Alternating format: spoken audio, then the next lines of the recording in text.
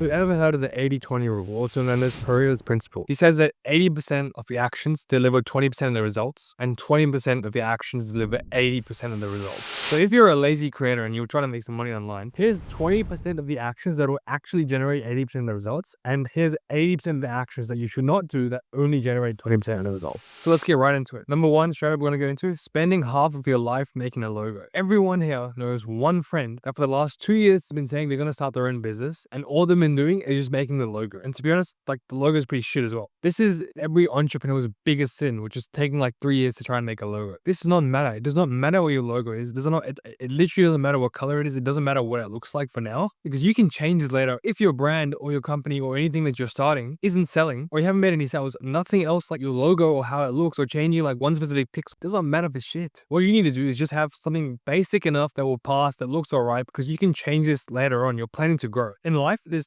two types of doors. There's one-way doors where you go in and then you can't come back out, and there's two-way doors where you can go in and you can come back out all the time. If in life or in business a decision is a two-way door, meaning that you can make the decision but you can come back out and change it at any point in time, you should not spend your mental capacity trying to make a decision or trying to think of something insanely crazy. Just go down the door. We can change the logo later. If you've made, like, once you've started making, a 10 grand a month or how much money, you can change the logo later. You can pay for some amazing brand full strategy session later, but for now, just get like a decent logo. Don't spend more than like a couple days maximum on it. You can do this in like an hour. Just find something that resonates with you and let's move on. Number two, custom manufacturing before doing on demand. I can't tell you how many people, how many poor souls that I've met that have come to me being like, hey Bobby, I know you help build brands. Can you help me save my brand? Can you help build my brand for me? And I'm like, cool, tell me what's happening. And they're like to me, I really wanted to start my own supplement brand. I was really excited. So I went ahead and I ordered 10,000 pieces from China, and now I have 10,000 pieces stuck in my warehouse and no one was buying it. And I'm like, dude. And every time I hear a story like this, it literally breaks my heart. It hurts me and it pains, because the biggest mistake you can do, especially as a creator that's starting your own physical product business, is to bulk buy a shit ton of stock when you don't even know if your product is good or if people want to buy it. In startups or in any business setting, one of the most important things that you have to do as soon as you start is to get product market fit, is to validate your idea, is to confirm that the market, the people around you, the people you're selling to, actually want what you have to buy. But if people want what you have to buy, the rest of it is easy. That's always the hardest part. So going balls deep on inventory, or just assuming that everyone in this world will want what you have just because you're making it or just because it's custom, is a complete lie. What you want to do is you want to start on demand. If you want to sell a supplement like this, you want to find a supplier that can do this on demand. You can like buy one piece at a time with your custom branding. You can have it in the States or wherever you are, so the shipping is fast. Maybe the cost of this might be $8 instead of $5 at a cost price. So you might be paying $3 extra per bottle for just the very beginning while you test and validate your product. But it doesn't matter. That's the cost of doing business. Like, you're still making money anyway. You're still making a profit anyway. You don't need to count your pennies, and you don't even know if people want to buy it. This is one of the things that, like, it is 80% of actions. It's a mistake. Don't do this. The next thing is trying to sell everything all at once. And again, this is such a waste. I see so many people come to me that will have like, hey, I want to sell coffee. I also want to sell supplements. I also want to sell my own water bottle, and I also want to make merch. And I just want to sell everything, because I think, all these guys would love these, because I think my audience will love all these different products. They associate with everything, and this is just not the right approach to do. You can get to $1 million by selling one product to one type of person, one avatar. And until you get to that point, don't think about diversifying. Don't think about starting a whole new business and adding new product lines, because not only is it so much harder to sell so many different things and to worry about like the operational logistics of each one of these items, it's also so much harder. It also doesn't give you a competitive advantage where you can have, your own pricing, or a much higher premium pricing, or you be known for your product. Feastables sells chocolate. Mr. Beast could literally sell anything in the entire world and people would buy it. But there's a reason that he chose one product and became insanely good at that product. He could sell pillows, he could sell blankets, he could sell cameras, he could sell whatever he wanted, people would buy. But if he sold all those things, he would never have that one thing that takes it to the next level. You could never have that one business that actually goes and kills it. And that's why you want to find one thing that resonates with your audience the most. For example, Mr. Beast had chocolate because his audience is like, it's everyone now, especially in the younger generation, but it is everyone, and everyone likes chocolate. You got to figure out who your audience is, and you got to find one product that those guys would absolutely love. If you're in the health and fitness space, maybe you launch your own protein powder brand. If you're in the fishing space, maybe you launch your own like fishing line, a fishing rod, something that your audience would like, but you only focus on one rather than trying to sell everything in the entire world all at once. The next thing is using on-demand supplies. Now, this is the sort of thing that I was talking about earlier. This is the things that winners do. If you're going to start your own brand, you don't want to drop tens of thousands of dollars in the inventory without knowing that people actually want what you have to buy. So what you do is use the on-demand supplier someone that will ship your product for you, that will custom brand your product with your own branding. You only need to pay them once you make a sale. So someone buys this from me from $30. I then go and then pay my supplier like $7 to go ship it out, and I keep the rest of the money. And this way, I actually have money to pay the people. So I've sold the product without even having any product on me, which means there's more money in my pocket. Whereas if I had dropped tens of thousands of dollars on this product, I've got like all these like items over here. Now, when I get a sale, I'm relieved rather than happy. And now I have to figure out, okay, how am I going to ship this out? How much money am I making? I have to sell 10,000 of these items. I've got to manage like logistics, operations. Where am I going to put these? It's an absolute headache. And you're only doing that to try to save a couple bucks. That's the sort of stuff you do when you've validated your product. That's the sort of stuff you do when you know that this product is an absolute, game changer. People are going to love it. People are going to buy it. Then you worry about that sort of shit. You don't do that now. Go on demand. That's simply the way to go. And that goes hand in hand with our next thing, which is to validate a product super fast. You use on-demand suppliers so that you can validate this product. Use them so that you can see if people are going to buy it. You see people coming in. You look at your website and you see people checking out, people reviewing it, people saying, I love this product. People saying, oh, I don't love this product. And this is super, super useful because let's say you thought, okay, I'm going to sell ashwagandha online. I'm going to sell the supplement. I think everyone's going to like it, but use an on-demand supplier.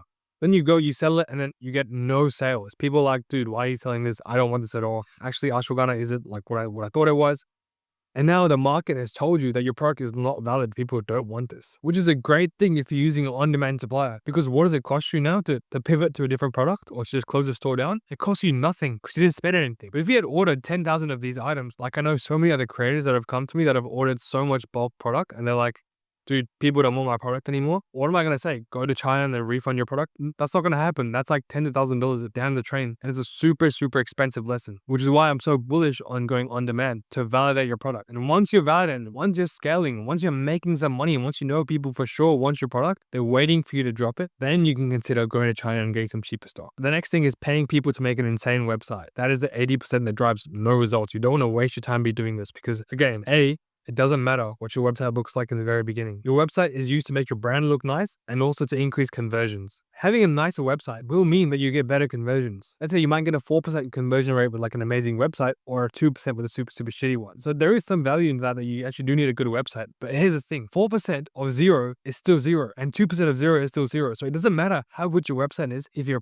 product is not validated and if you don't have people coming to actually want to buy your product. This is a problem you can solve later down the line when you have money, when you've grown a brand and you know for sure that people want what you have to sell. In the meantime, you can use tools like AI to build your site in less than like 10 minutes, less than 5 minutes. I have a video on my main channel where I literally build the supplement brand from scratch using AI and using on demand, and you get a solid looking website, like very, very, very solid. It competes with most supplement websites out there. It might not be the best in the world. It might not be like what an agency would deliver, but it gets the job done. And once you've started making money, once you have a couple grand spare, then spend on an agency to come build your site for you, which to be honest, you don't even need an agency to do. You can do yourself, or you can buy a good theme. Only then would you consider doing it. But that's not the stuff that you want to be doing as soon as you start. The next is spending money on stock. Again, it's the exact same thing. Doing custom manufacturing before demand. You just don't want to be doing this early on. It's an absolute waste of time. And I've heard so many horror stories of people just throwing their life savings away. People that have worked like a 9 to 5 for so long. They're doing creator on the side. They make YouTube videos. They make Instagram videos on the side, whatever. They spend like half a year saving up and they're like, I'm going to start this amazing business, and they drop it all in stock and nobody wants to buy it and for sale. Now they're down 10K. They're feeling horrible and they're discouraged from a business in general or make content. It's just a horrible position to be. You don't want to be in this position. The next is to have consistent CTAs. So what I mean by this is when you have your store set up, you want to be pushing it consistently across all your platforms. So let's say you're filming a workout video.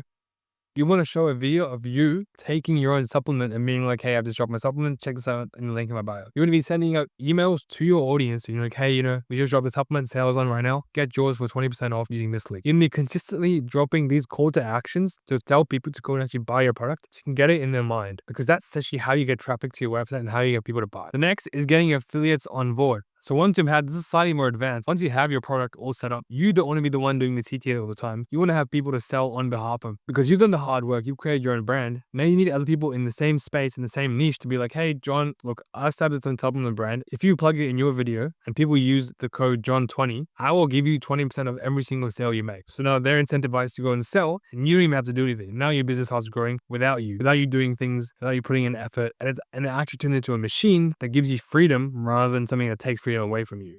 The next is using AI to deep dive analytics. And what I mean by this is if you get ChatGPT and you give it all your data and give it a deep research task, you give it all your data, things like the gender, things like the people, things like your audience demographic, the gender, the geography, locations, and you start to research like e-commerce trends and see what types of products do people in these demographics and these geographies like to buy the most, and what would resonate with your audience the most, and what products also have the most margin so you can make the most money on them. And then use AI to deep dive on your analytics, on the type of content you make, and then give you a list of products that other creators are selling and that also have the most amount of money, and a product and a market that's already validated. And it will no longer be like a hit or miss, a guess, or, I think people will do this, I think people won't buy this. You will know for sure that this product people will buy. And it's like going into a math test, like knowing that you're going to get 100 out of 100 because you've already like used AI to figure out what the answers were. This is something that you want to be doing super early on.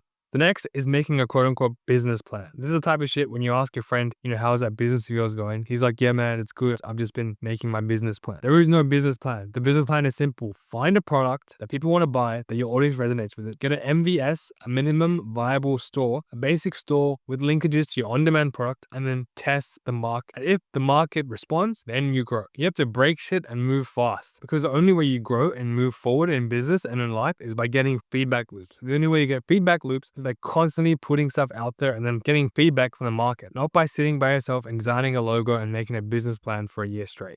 And that ties into what I was talking about, just selling something that you think people will like without actually using AI and using deep dive analytics to have a look at what people actually want to buy. The next is to create and maintain an Instagram page. Now this one is kind of contentious because there is value in creating an Instagram page as a touch point for your brand. When people go and buy, people will be like, hey, what is this brand? They go Instagram, especially if you have an Instagram audience. But if you've got no followers, if you're pushing it to your audience, if you're running ads, but you want to create an Instagram page because all the other pages do it and it looks cool, without validating your product, without testing the market, without seeing if people actually want to buy what you want to buy, it's a waste of time. You want to do all that stuff first. You can make a basic one and have it exist just for existence sake. But to post consistently without a strategy just because you think it's cool and you think you should is a waste of time. When you're starting out, you have very limited resources, both in terms of time, money, and energy. You need to prioritize those resources in the most efficient way possible. And the most efficient way possible is to validate your product, represent the market, and double down on what's working. Once you have more resources, by doing these things and by actually getting market validation, by getting some energy and back, by getting some money, you can then redistribute these resources into places that need it the most.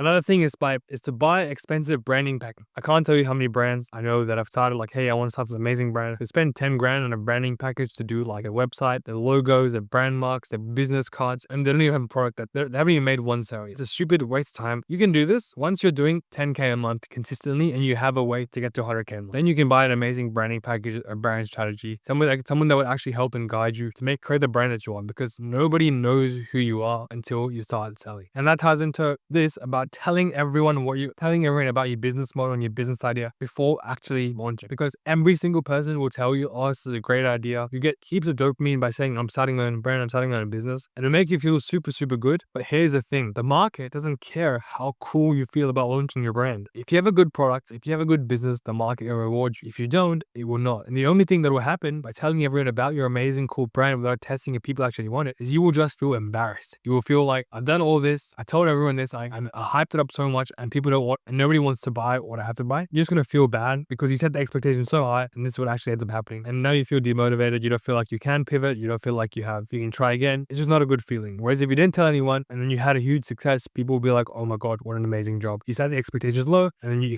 exceeded them rather than setting them high and then not even matching them. Because even if you set them super high and you did have like a good launch, the expectations that you set are really just met, and everyone will be at a neutral level. And the last one is to try and do everything yourself. If you're a content creator and you're launching your own brand, you're good at creating content. You're good at making your own videos. You might not be the best person at operationally managing the back end of your e-commerce tool. You might not be the best person to manage third-party logistics and to figure out what the best pricing, who are the best vendors for your supplement product, how do taxes and liabilities tie into selling things online, and how do I manage a full end-to-end e-commerce operation, because you're too busy creating content. That's what you're good at. And that's what you should do, because everyone loves you for that. You should be spending your spare time on YouTube, on educational resources, on other videos from myself or from anyone else you find is super valuable and then reaching out to them for help by managing those specific parts of your business so you can do what only you can do, which is to create content and to create good quality content so people can come to your business. That's why all the huge brands like Prime, KSI, and Logan Paul, they own the companies, but they do what they're good at, which is creating content and getting people to look at it. They're not in the back end talking to suppliers, being like, hey, do you ship that carton of we haven't received this carton of Prime into this country. They're not doing that stuff. The business people are doing that stuff. They're managing the business side. The creators are creating content, and then everyone is having a win-win. That's what you want to be doing. And you want to be making sure that you're focusing on the 20% of the things that drive 80% of the results and money, and to avoid the 80% of the things that don't drive any of the results and money. Hope you guys find it valuable.